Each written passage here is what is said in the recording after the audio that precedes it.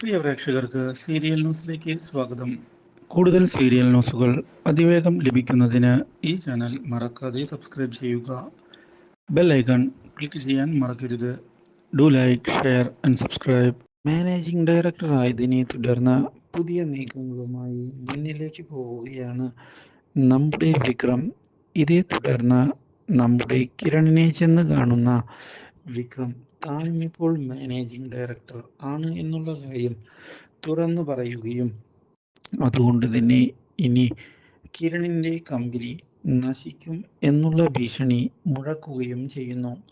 എന്നാൽ മത്സരം നേരിട്ട് തന്നെയാകാം എന്ന് അറിയിക്കുന്ന നമ്മുടെ കിരണും വിട്ടുകൊടുക്കാൻ തയ്യാറാകുന്നില്ല.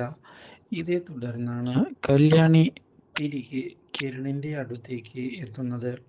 അവിടെ വെച്ച് ഈ സംഭവങ്ങളെല്ലാം അറിയാൻ ഇടയാകുന്ന കല്യാണി ഇനി എന്താണ് ചെയ്യേണ്ടത് എന്ന് കിരണിനോട് ചോദിച്ചിരിക്കുകയാണ്. മാത്രവുമല്ല, താരയുടെ തിരോധാനത്തിന് പിന്നിലെ രഹസ്യവും കണ്ടെത്തണം എന്ന് വ്യക്തമാക്കുന്നു.